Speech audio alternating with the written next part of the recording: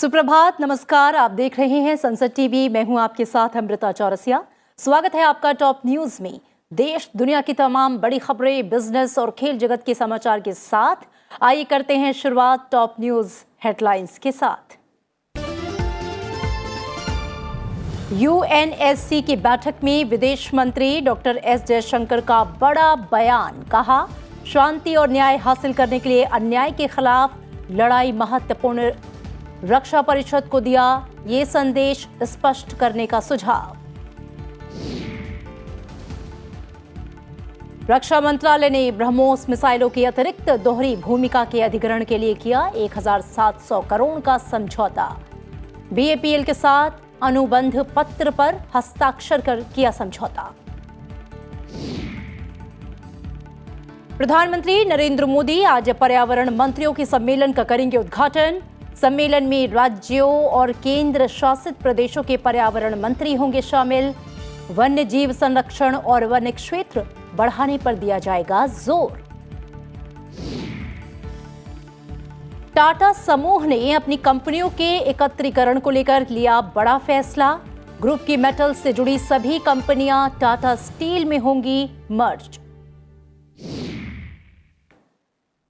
और भारत और ऑस्ट्रेलिया के बीच 3 T20 मैचों की सीरीज का दूसरा मैच आज खेला जाएगा। पहला T20 हारकर भारत सीरीज में 1-0 से पीछे।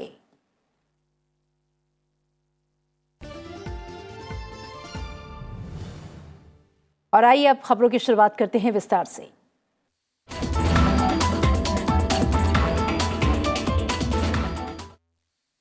यूएनएससी की बैठक में विदेश मंत्री डॉक्टर एस जयशंकर ने कहा है कि शांति और न्याय हासिल करने के व्यापक प्रयास करने के लिए अन्याय के खिलाफ लड़ाई महत्वपूर्ण है। सुरक्षा परिषद को इस संबंध में एक स्पष्ट संदेश देना चाहिए। उन्होंने कहा कि जब दुनिया के सबसे खूंखार आतंकवादियों को प्रतिबंधित करने की बात आती है तो यूएनएससी में दंड से मुक्ति की सुविधा दी जा रही है। विदेश मंत्री ने कहा कि आतंकियों पर कार्रवाई करने की दिशा में राजनीति नहीं होनी चाहिए। यूक्रेन पर यूएनएससी ब्रीफिंग में उन्होंने रूस यूक्रेन युद्ध को बातचीत से हल किए जाने की बात दोहराई। उन्होंने कहा कि भारत सभी शत्रुता को तत्काल समाप्त करने की बातचीत पर लौटने, कूटनीति की आवश्यकता को दृढ़ता से दोहराता है।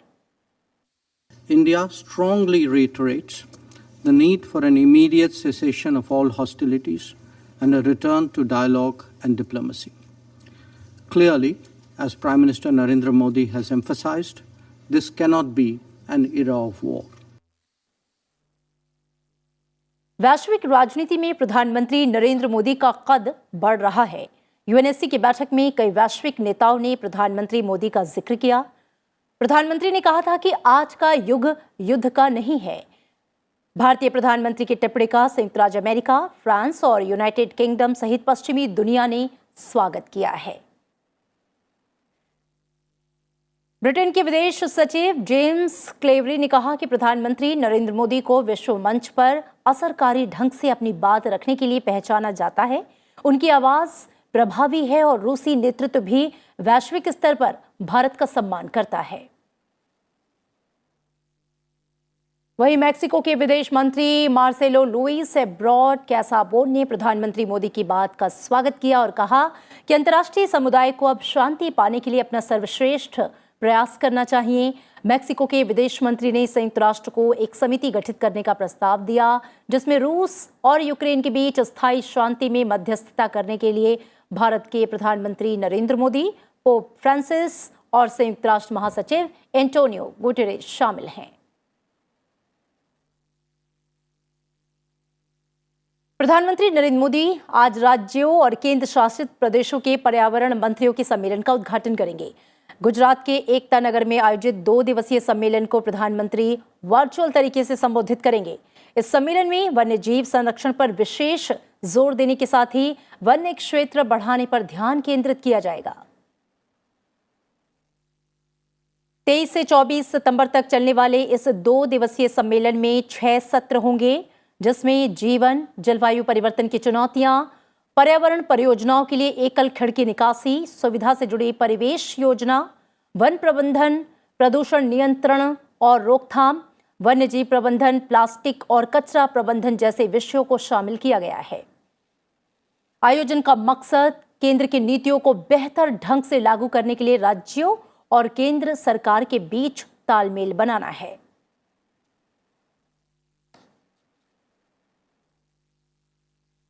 प्रधानमंत्री नरेंद्र मोदी 27 सितंबर को जापान के पूर्व प्रधानमंत्री शिंजो आबे के अंतिम संस्कार में शामिल होने के लिए टोक्यो जाएंगे। विदेश मंत्रालय के प्रवक्ता अरिंदम बागची ने कहा कि प्रधानमंत्री मोदी इस दौरान जापान के प्रधानमंत्री फूमियो किशिदा से भी मुलाकात करेंगे। शिंजो आबे जापान के सबसे लंबे समय तक प्रधानमंत्री रहे। पिछले महीने 10 जुलाई को हाउस ऑफ काउंसलर्स के चुनाव से पहले पश्चिमी जापान के एक स्टंप में भाषण देने के दौरान उन्हें गोली मार दी गई थी। रक्षा मंत्रालय ने सतह से सतह पर मार करने वाली ब्रह्मोस मिसाइलों की दोहरी भूमिका के अधिग्रहण के लिए गुरुवार को 1700 करोड़ रुपए के सौदे पर हस्ताक्षर किए। रक्षा उत्पादन के क्षेत्र में आत्मनिर्भरता को और आगे प्रोत्साहित करते हुए रक्षा मंत्रालय ने यह कदम उठाया है। इन दोहरी भूमिका वाली सक्षम मिसाइलों को शामिल करने से भारतीय नौसेना की शक्ति पहले से और ज्यादा बढ़ जाएगी।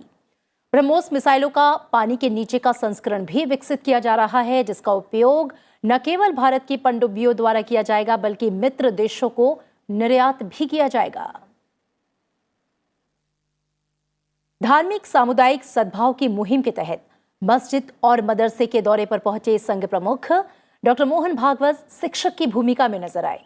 उन्होंने ऑल इंडिया इमाम एसोसिएशन के प्रमुख इमाम उमेर अहमद इलियासी के घर पर उनसे मुलाकात की।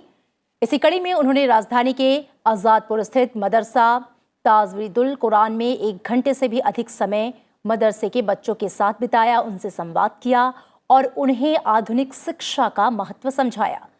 संवाद में उन्होंने छात्रों को इंसानियत, देश प्रेम और नारी सम्मान का पाठ पढ़ाया।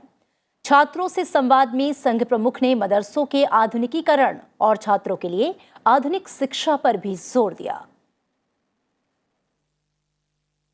वाणिज्य और उद्योग मंत्रालय ने गुरुवार को कहा कि शाकाहारी खाद्य श्रेणी के तहत पौधे आधारित मांस उत्पादों की पहली खेप गुजरात के खेड़ा जिले के नडियाद से कैलिफोर्निया, अमेरिका निर्यात की गई।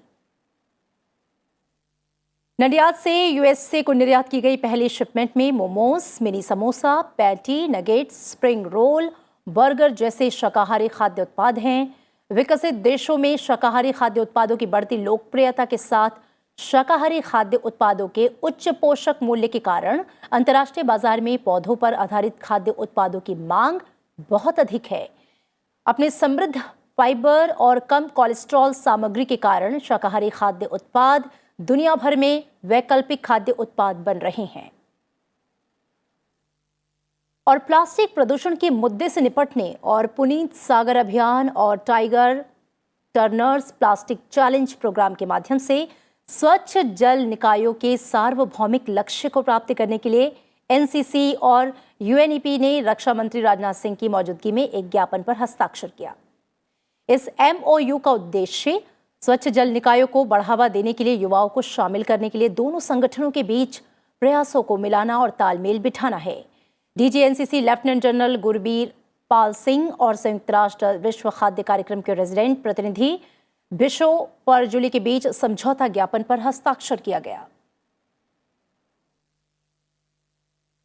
और एनआईए की अगुवाई में कई एजेंसियों द्वारा मारे गए छापों और पीएफआई के 100 से ज्यादा सदस्यों की गिरफ्तारी के विरोध में आज पीएफआई ने केरल बंद का आह्वान किया है। एनआईए और ईडी के 15 राज्यों में एक साथ की गई छापेमारी में पॉपुलर फ्रंट ऑफ इंडिया के 106 कार्यकर्ताओं की गिरफ्तारी की गई।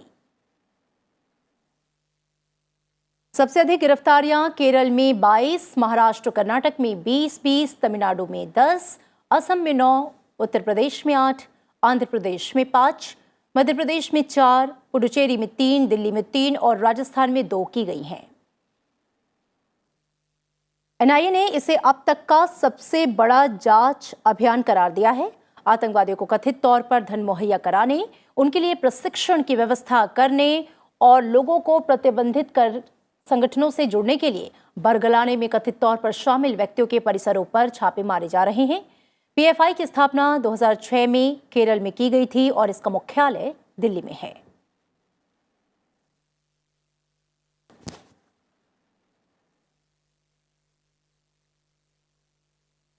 और कांग्रेस के अध्यक्ष पद के चुनाव को लेकर चल रही चर्चा के बीच राहुल गांधी ने यह स्पष्ट किया है कि वो एक व्यक्ति एक पद सिद्धांत के पक्ष में है। केरल से गुजर रही भारत जोड़ो यात्रा के 15वें दिन प्रेस कॉन्फ्रेंस में उन्होंने एक सवाल के जवाब में कहा कि जो उदयपुर में तय किया गया वो कांग्रेस का वादा है, उम्मीद है कि वादा निभाया जाएगा। राहुल गांधी का जवाब राजस्थान के सीएम अशोक गहलोत को एक संदेश माना जा रहा है, क्योंकि उन्होंने दिल्ली में ये कहा था कि कांग्रेस अध्यक्ष के साथ कोई शख्स मुख्यमंत्री या मंत्री रह सकता है। अशोक गहलोत के अगला कांग्रेस अध्यक्ष बनने की पूरी संभावना है। ऐसे में कयास लगाए जा रहे हैं कि क्या वो सीएम का पद छोड़ेंगे। दूसरी ओर कांग्रेस नेता सचिन पायलट की नजर राजस्थान में सीएम की कुर्सी पर है, लेकिन उनके नाम पर मुख्यमंत्री अशोक गहलोत तैयार नहीं है। What we have decided, जो हमने उदयपुर में डिसाइड किया, वो कांग्रेस पार्टी का एक कमिटमेंट है, तो I expect that commitment will be maintained. और इधर बारिश की वजह से भारत के कई राज्य अब भी बुरी तरह से प्रभावित हैं। दिल्ली में लगातार दूसरे दिन हल्की से मध्यम बारिश हुई, जिससे कुछ इलाकों में सड़क पर जल जमाव हो गया और यातायात प्रभावित हुआ। वहीं एनसीआर और उत्तर प्रदेश के बारिश प्रभावित इलाकों के स्कूलों में छुट्टी कर दी गई। मौसम विभाग ने ऑरेंज अलर्ट जारी किया है। कुछ स्थानों पर भारी बारिश को लेकर चेतावनी जारी की गई है। दिल्ली में मानसून की वापसी से ठीक पहले हुई ताजा बारिश से वर्षा में कमी को कुछ हद तक पूरा करने में मदद मिलेगी। वहीं 23-24 सितंबर को दिल्ली एनसीआर में भारी बारिश का अनुमान जताया गया है, जिसके चलते नोएडा, गाजियाबाद सहित अन्य प्रभावित इलाकों में कक्षा 8 तक के स्कूलों को 2 दिन के लिए बंद किया गया है। मौसम विभाग ने अगले 2 से 3 दिनों में दक्षिण पश्चिमी उत्तर प्रदेश, दिल्ली और आसपास के इलाकों और मध्य प्रदेश में मध्यम से तेज वर्षा का अनुमान जताया है। उत्तर पश्चिम मध्य प्रदेश और दक्षिण पश्चिम उत्तर प्रदेश में बने हवा के दबाव की वजह से वर्षा हो सकती है। गुजरात और पंजाब सहित देश के अन्य हिस्सों में कम वर्षा का अनुमान व्यक्त किया गया है। और आइए अब नजर अंतर्राष्ट्रीय सुर्खियों पर। अमेरिकी वैज्ञानिक शोध संस्था नेटवर्क कॉन्टेजियन रिसर्च इंस्टीट्यूट ने अमेरिका और दुनिया के कई हिस्सों में हिंदुओं पर हुए हमलों का जिक्र करते हुए कहा कि समुदाय के लोगों के प्रति नफरत का माहौल बन रहा है।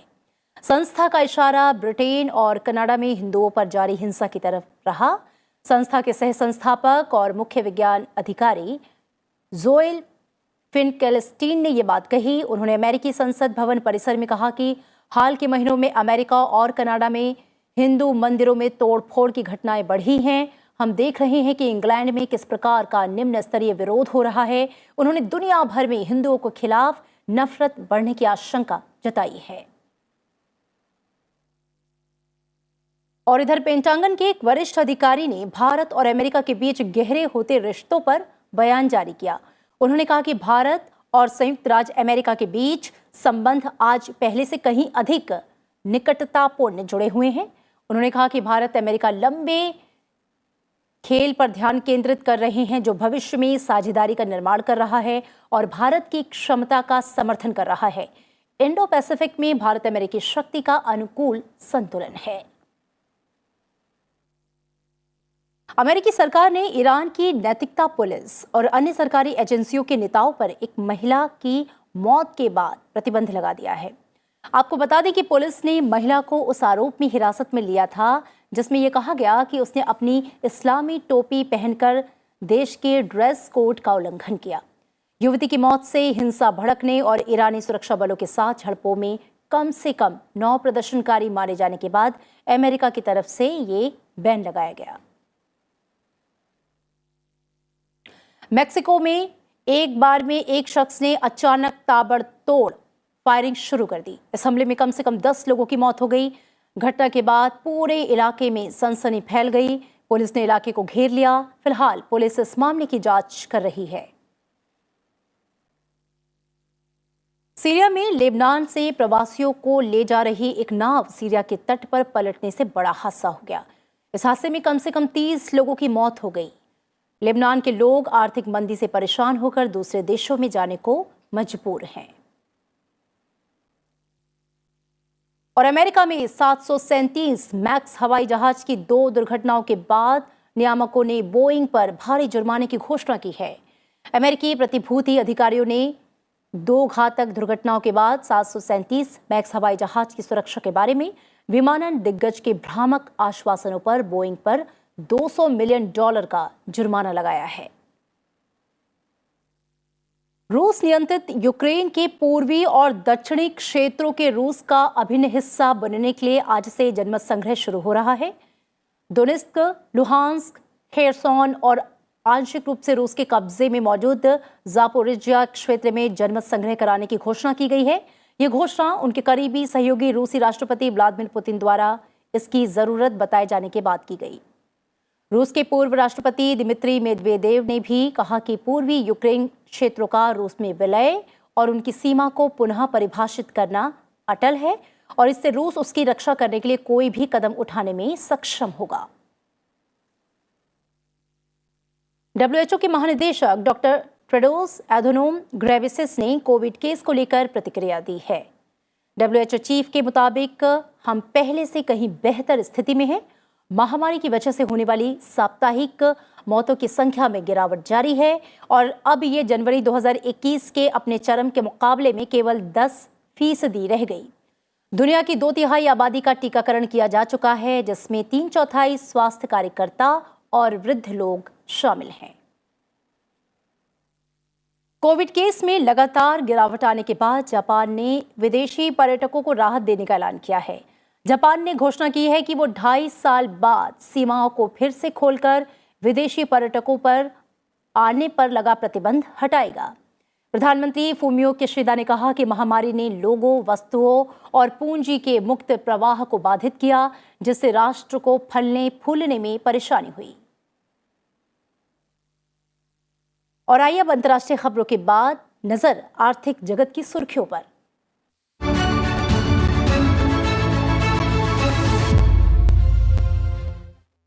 टाटा समूह ने अपनी कंपनियों के एकत्रीकरण को लेकर एक बड़ा फैसला किया है। इसके अंतर्गत टाटा समूह की मेटल्स से जुड़ी सभी कंपनियों का टाटा स्टील में विलय किया जाएगा। इसका मतलब कि समूह की मेटल्स से जुड़े सभी कारोबार की एक कंपनी टाटा स्टील हो जाएगी। टाटा स्टील ने स्टॉक एक्सचेंज को बताया कि गुरुवार को कंपनी के बोर्ड ऑफ डायरेक्टर्स की बैठक में समूह की 7 मेटल कंपनियों का टाटा स्टील में विलय करने के प्रस्ताव को मंजूरी दे दी गई। भारतीय रिजर्व बैंक ने महाराष्ट्र के सोलापुर में स्थित लक्ष्मी कोऑपरेटिव बैंक का लाइसेंस रद्द कर दिया है। साथ ही बैंक को ये निर्देश दिया है कि वो अपने सभी खाता धारकों की 5 लाख रुपए तक की जमा राशि वापस करे। खाता धारकों को इसके लिए बैंक में आवेदन करना होगा। रिजर्व बैंक ने कहा कि इस कोऑपरेटिव बैंक के पास पर्याप्त पूंजी नहीं है और ये अपने मौजूदा जमाकर्ताओं की पूरी राशि चुकाने की स्थिति में नहीं है। रिजर्व बैंक ने कहा कि शुक्रवार को कारोबार बंद होने के बाद बैंक बैंकिंग परिचालन नहीं कर पाएगा। Mahindra and Mahindra financial services limited पर आरबीआई ने बड़ा एक्शन लिया है। आरबीआई ने कंपनी को थर्ड पार्टी एजेंटों के जरिए ऋण वसूली या संपत्ति वापस कब्जे में लेने पर रोक लगा दी है। भारतीय रिजर्व बैंक का ये आदेश तत्काल प्रभाव से लागू है और अगले आदेश तक जारी रहेगा। ये फैसला झारखंड के हजारीबाग जिले में एक गर्भवती महिला की मौत के बाद आया। इस महिला को पिछले हफ्ते वसूली एजेंटों ने ट्रैक्टर के पहियों के नीचे कुचलकर मौत की घाट उतार दिया था। और आइए अब बात कर लेते हैं खेल जगत की सुर्खियों की।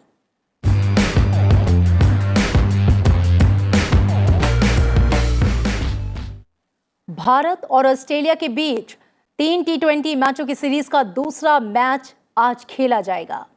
दोनों टीमों के बीच यह मुकाबला आज नागपुर में खेला जाना है। सीरीज के पहले मैच में टीम इंडिया को हराकर ऑस्ट्रेलिया 1-0 की बढ़त बनाए हुए है। ऐसे में टीम इंडिया की कोशिश होगी कि वो आज के मुकाबले को जीतकर सीरीज में बराबरी हासिल करे।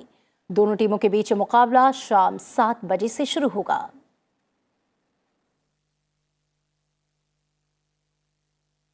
और इन तमाम खबरों के साथ बुलेटिन में फिलहाल इतना ही।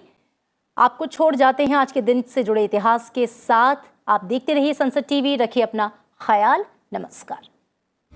23 सितंबर साल 1965 को रात्रि 3 बजे से भारत और पाकिस्तान के बीच हुए युद्ध के समापन की घोषणा हुई। इससे एक दिन पूर्व संयुक्त राष्ट्र के राजनयिक मध्यस्थता के साथ यह युद्ध समाप्त हुआ। दरअसल 5 अगस्त 1965 को पाकिस्तान ने अपने 33,000 फौजियों को कश्मीरी लिबास में घाटी में प्रवेश करवा दिया था। पाकिस्तान ने कश्मीर जीतने के अपने नाकाम इरादों को ऑपरेशन जिब्राल्टर का नाम दिया था। इस युद्ध में भारतीय जाबाजों ने पाकिस्तान के 1920 किलोमीटर हिस्से को अपने कब्जे में ले लिया, जिसमें सियालकोट, लाहौर और कश्मीर क्षेत्र शामिल थे। 10 जनवरी 1966 को रूस के प्रधानमंत्री ने मध्यस्थ बनकर दोनों देशों के बीच ताशकंद समझौता करवाया। इस समझौते पर भारत की ओर से प्रधानमंत्री लाल बहादुर शास्त्री और पाकिस्तान की ओर से राष्ट्रपति अयूब खान ने हस्ताक्षर किए। इसके साथ ही भारत ने बड़े और उदार दिल का परिचय देते हुए पाकिस्तान के जीते हुए सारे इलाके उसे वापस कर दिए। 23 सितंबर साल 2009 को इसरो ने भारतीय उपग्रह ओशियनसैट समेत अन्य 6 नैनो उपग्रहों को अंतर्राष्ट्रीय ग्राहकों के लिए वांछित कक्षा में स्थापित किया। इन उपग्रहों को सतीश धवन अंतरिक्ष केंद्र श्रीहरिकोटा से ध्रुवीय उपग्रह प्रमोचन वाहन PSLV C-14 की मदद से प्रक्षेपित किया गया। ओशियनसैट 2 उपग्रह 2 दिनों में एक बार पूरी पृथ्वी का डेटा एकत्रित करता है। 23 सितंबर साल 2018 को प्रधानमंत्री नरेंद्र मोदी ने झारखंड के रांची में आयुष्मान भारत प्रधानमंत्री जन आरोग्य योजना की शुरुआत की। इस योजना के तहत आम आदमी को सुलभ और सस्ती स्वास्थ्य सेवा प्रदान करने की दिशा में एक बड़ा कदम उठाया गया। यह 50 करोड़ से अधिक लाभार्थियों को लक्षित दुनिया का सबसे बड़ा सरकारी वित्त पोषित स्वास्थ्य सेवा कार्यक्रम है। प्रत्येक नागरिक को उचित स्वास्थ्य देखभाल मिले, इसके लिए हर परिवार को प्रतिवर्ष 5 लाख रुपए के स्वास्थ्य बीमा कवच से जोड़ना सरकार का मुख्य लक्ष्य है। 23 सितंबर साल 1908 को हिंदी के महान कवि रामधारी सिंह दिनकर का जन्म बिहार के बेगूसराय जिले में हुआ। दिनकर की प्रसिद्धि आधुनिक युग के श्रेष्ठ वीर रस के कवि के रूप में है। भारत सरकार ने दिनकर को हिंदी साहित्य में अतुलनीय योगदान के लिए पद्म भूषण, साहित्य अकादमी पुरस्कार और ज्ञानपीठ पुरस्कारों से नवाजा है।